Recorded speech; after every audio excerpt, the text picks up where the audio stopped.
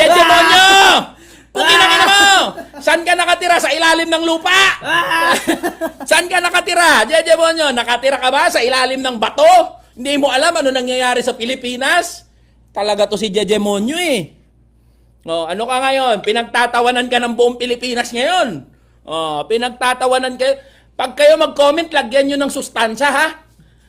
Pag kayo magko-comment, lagyan nyo ng sustansya, ipakita ninyo na uminom kayo ng tubig. Kasi pag nagko-comment kayo, para kayong dehydrated, eh.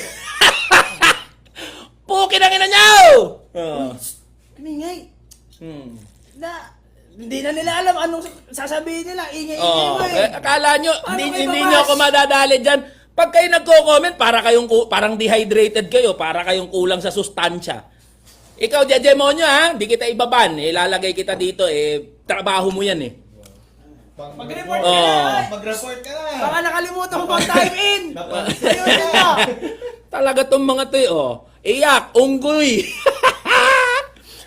Dito lang kayo makakakita, kahit mag-troll kayo, di nyo ako mapapatumba. Kaya talaga tong mga to, ano yung fourth point natin, mga boss? Napupolitika, ang pamimigay ng ayuda depende sa kung gaano ka kasipsip kay Martin Romualdez.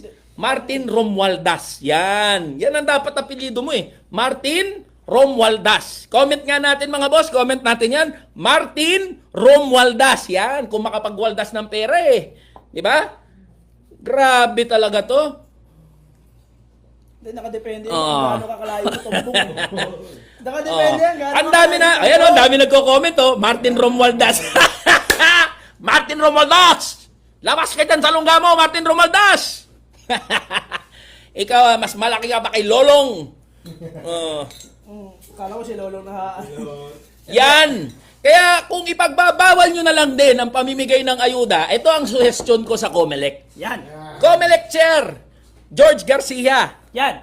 sa DSWD. Yan! Dapat, wag nyong ipadaan sa mga congressman ang pamimigay ng ayuda. Tama, mga boss? Tama yan! Tama! Pag mamimigay ng ayuda, dapat lahat. Walang pinipili. Oo. Dapat ililista. Oo. Kayo namimili kayo, Ayun. Magaling kayo sa pamimili. Pag eleksyon, lahat ng politiko, alam lahat ng mga botante, di ba? Alam nila, kahit walang birthday, nakiki-birthday. Papainom ba? Kahit walang patay, nakikilamay. Pukinangin ng mga mga politiko. Walang birthday, nakiki-birthday. Walang patay, nakikilamay. Alam saan bahay natin, di ba? Alam kung saan yung lugar natin, Ilan yung tao sa bahay dito, saan to nakatira, sa kalye, di ba? Inaanak. Walang inuman, walang inuman, nakikiinom. Yan ang problema natin diyan. Okay, mga boss? Sa mga kaka-tune in lang, ako po si Eli San Fernando ng number 85 Kamanggagawa. Maingay na tao. Ako po si Eli San Fernando ng number 85 Kamanggagawa Party List. Ako po ang first nominee niyan, mga boss.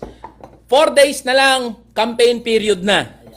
Ako po si Eli, ang party list ko po ay number 85 Kamanggagawa. Kung gusto nyo po na buwagin na ang provincial rate, ito po ang party list na magbubuwag niyan ng provincial rate.